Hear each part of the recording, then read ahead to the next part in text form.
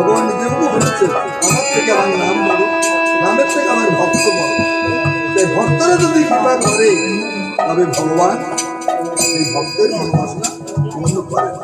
তাই আপনারা এই ভক্তদের আপনারা যদি কৃপা করেন তাহলে এই গৌর নিত্যানন্দ তত্ত্ব কিঞ্চিত আস্বাদন আপনাদেরকে দেবে। আপনাদের কৃপা ব্যতীত তা সম্ভব।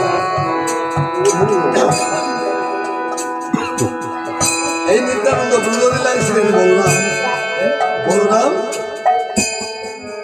আর নিত্যানন্দ একই দুই যুগের দুই অবতার, কিন্তু তাদের স্বভাব চরিত্র ভিন্ন ভিন্ন। যেমন বলরাম ছিলেন অত্যন্ত গভীর সম্ভবের পুরুষ। তার কাছে কেউ কখনো কোনো অপরাধ করলে সহজে নিষ্কৃতি দিতেন।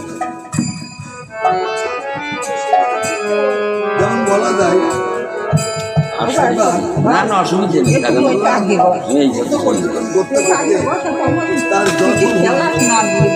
বৃন্দাবনে এসে উপনীত হয়ে সেখানে মুদিরা পান করে তিনি টালমাটাল হয়ে উচ্চ স্বরে যমুনা যমুনা বলে চিৎকার করতে লাগে, কিন্তু যমুনা কোনো সাড়া দিল না। যখন কয়েকবার উচ্চ স্বরে চিৎকার করার পরেও যমুনা সাড়া দিল না, তখনই বলরামের দেহে ক্রোধের সন্তান হয়েছে। তখন তিনি তার সেই লাঙ্গলের গলা মেদিনীতে বিদ্ধ করলেন। আর সাথে সাথে সমস্ত পৃথিবী আর যমুনার জল এপার ওপার আষাঢ় শেষ করতে লাগে।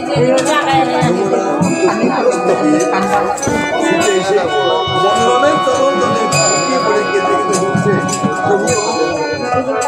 তুমি আমার অপরাধ ক্ষমা করো, বুঝতে পারিনি তুমি আমার অপরাধ ক্ষমা করে যে নয়ন জলে তার চরণ যুগল যখন বিধৌত করে দিতে লাগলো, তখনই বলরাম শান্ত।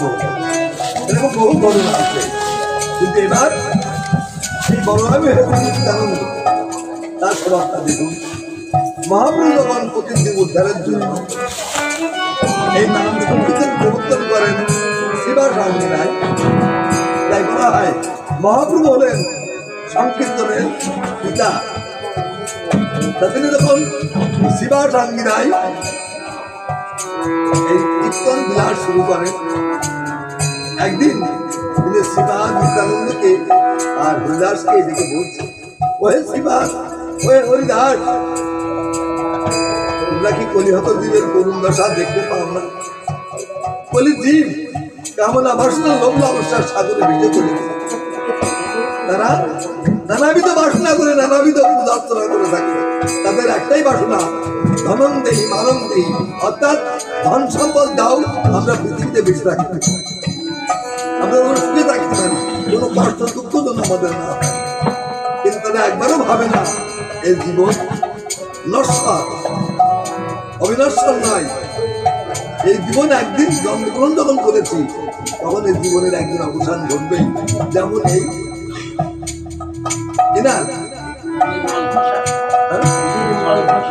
এনার যেমন জগন্নাথ উঠেছে, এরকম সবারই, আমারও একদিন যাবো, সবারই হয়তো যারা আজ জন্মাচ্ছে তারা কিন্তু আস্তে আস্তে ছোট হয়ে গেল, কারণ তাদের বয়স কিন্তু থাকছে। সেই হিসেবে জীবনে সবাইকে চলে যেতে হবে। যাওয়ার পরে মানুষ কোথায় যাবে এই সম্বন্ধে মানুষ একবারও ভেবে থাকে, তার কি দুর্গতি হবে সম্বন্ধে তাদের জ্ঞানও নেই এবং জানো না, জানার চেষ্টাও করে না। যেমন বৃক্ষলতা গুল্ম কীট পতঙ্গ পশু পাখির জন্মগ্রহণ করার পর এই দুর্লভ মনুষ্য জন্ম লাভ হয়। এই মনুষ্য জন্ম আবার 4 লক্ষ বার। তাহলে এত জন্ম পেরিয়ে এত কষ্ট দুঃখ যন্ত্রণা ভোগ করার পরে এই হলো দুর্লভ মনুষ্য জন্ম লাভ হয়। মনুষ্য জন্মকে বলা হয় তো শ্রেষ্ঠ জন্ম, কারণ অন্যান্য জীব যা না পারে এই মানুষটাই পারে। কারণ অন্যান্য জীব কথা বলতে পারে না, মনের ভাব প্রকাশ করতে পারে না, তারা আহার বিহার মৈথুন তারা কিছুই বলতে না, কিন্তু মানুষ তাদের সবকিছু জ্ঞান বুদ্ধি আছে। ভগবান এই সমস্ত জ্ঞান চৈতন্য দিয়ে মানুষ সৃষ্টি করেছে। মানুষের ধর্ম হলো এই যে তুই আপনারা আমরা প্রতিনিয়ত এর থেকে পরিত্রাণ পাওয়ার উপায় ভগবান বুঝেদিন অবতীর্ণ হয়ে মানুষকে বুঝেছেন। এবার গৌরাঙ্গ মহাপ্রভুর অবতীর্ণ হয়ে তিনি শ্রী অনার্বত নাম প্রেম যা কোনো কালে কোনো যুগে বিতরণ করা হয় এই নাম প্রেম বিলিয়ে দিতে, কারণ যেমন রোগ যেমন তার সত্যতা তা দাপন। এই 3 যুগে মানুষের আয়ু ছিল বেশি, তাদের মনোবল ছিল বেশি, শক্তি সামর্থ্য ছিল বেশি, তাদের জন্য যে বিধান ছিল এই কলিযুগে কলিযুগের জীব তা পারবে না, কারণ এই যুগের মানুষ আয়ু স্বল্পায়ু, তেমন অবসরায় ভরা। দেখবেন যারা বৃদ্ধ হয় তাদের রোগ ব্যাধি বেশি হয়, কিন্তু যৌবন বয়সে এই রোগ ব্যাধি তেমন আসে। কারণ কি যৌবন বয়সে মানুষের শক্তি সামর্থ্য থাকে বেশি, তাই রোগ ব্যাধি ঢুকেও তারা পরাস্ত করতে পারে না। আর এই বৃদ্ধ বয়সে মানুষের সমস্ত অঙ্গ প্রত্যঙ্গগুলো শিথিল হয়ে যায়, তখন রোগ ব্যাধি সহজে মানুষকে পরাস্ত করে। যেমন আমরা এখন গাঁদা ওষুধ তা না নাই বাড়তে পারে, কিন্তু এক বয়স ছিল তখন তো ওষুধের চিন্তাই না, নামও জানতাম।